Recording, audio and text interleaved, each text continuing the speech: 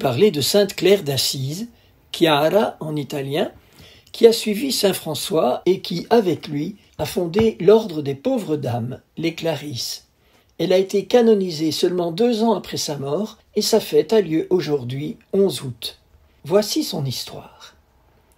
Chiara Offreduccio di Favarone est née à Assise le 16 juillet 1194 dans une famille noble et riche de la ville. Elle reçoit l'éducation des jeunes filles de son temps. Un jour, aux environs de 1210, elle assiste à la prédication de carême de François Bernardone dans l'église Saint-Georges d'Assise. Elle est bouleversée. Elle veut suivre le poverello. Elle part en cachette avec sa tante et est reçue par François à la portioncule, la petite chapelle autour de laquelle vivent François et ses premiers compagnons. Il lui coupe les cheveux en signe de don d'elle-même au Seigneur et il la cache dans un monastère de bénédictines proche. La famille de Claire est furieuse. On la cherche, on la trouve, on veut la ramener à la maison et la marier de force. Claire refuse. La situation s'envenime quand sa sœur cadette, Catherine, la rejoint et devient sœur Agnès. Des hommes forts sont envoyés pour l'enlever. Quand ils essayent de soulever Agnès, ils n'y arrivent pas. Impossible de la porter, impossible de la déplacer ou de la ramener à la maison. C'est un des nombreux miracles qui vont émailler l'histoire de la fondation des Clarisses. Fin 1212, François décide finalement d'installer Claire et sa sœur Agnès à San Damiano, la petite église en contrebas d'Assise qu'il a lui-même restaurée. C'est là que va naître le premier couvent des Clarisses. Si vous allez à Assise, n'oubliez pas de visiter ce haut lieu de l'histoire de l'Église qui a été témoin de nombreux miracles. Rapidement, des jeunes filles et des femmes d'Assise rejoignent Claire à San Damiano. Sa propre mère, Ortolana, devient Clarisse après la mort de son mari. Claire est nommée abbesse du couvent malgré sa réticence à porter ce titre.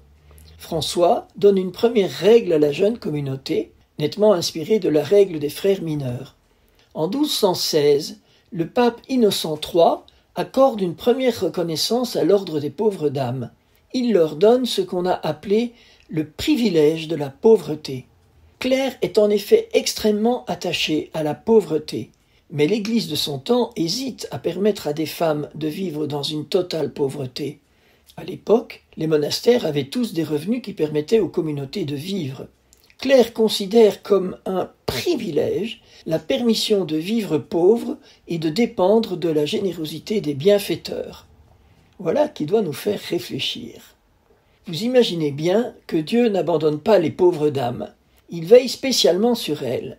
Un jour, il ne reste qu'un bout de pain. Claire demande à la sœur préposée de couper 50 tranches. « Mais c'est impossible, rétorque la sœur.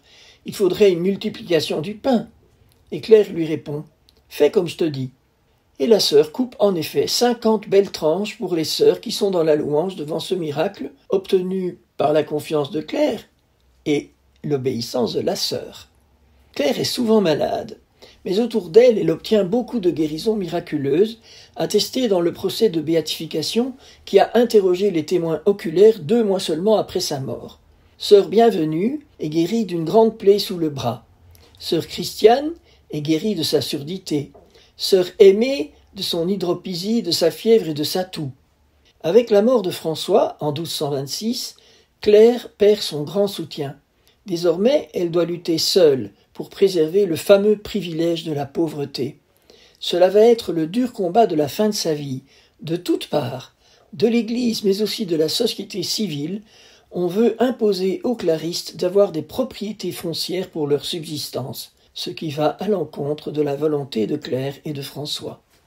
Aux environs de 1247, Claire écrit une nouvelle règle basée sur celle de François. C'est cette règle qui sera finalement reconnue par l'Église. La vie au Moyen-Âge en Italie n'est pas de tout repos. Il y a des guerres et des incursions de Sarrasins. En 1240, ces derniers sont aux portes d'Assise.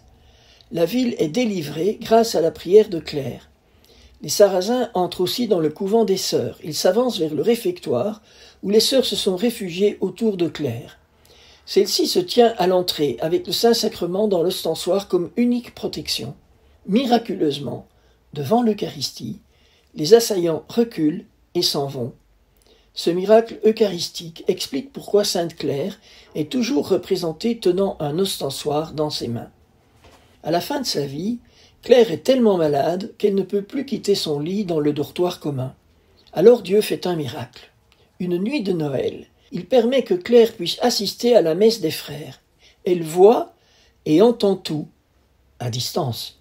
C'est la raison pour laquelle Claire a été nommée patronne de la télévision par le pape Pie XII, car d'une certaine manière, elle a assisté à la première retransmission à distance de l'histoire de l'humanité. Le combat pour le privilège de la pauvreté ne va être gagné que quelques jours avant la mort de Claire. Le pape Innocent IV vient visiter Claire à San Damiano fin juillet 1253.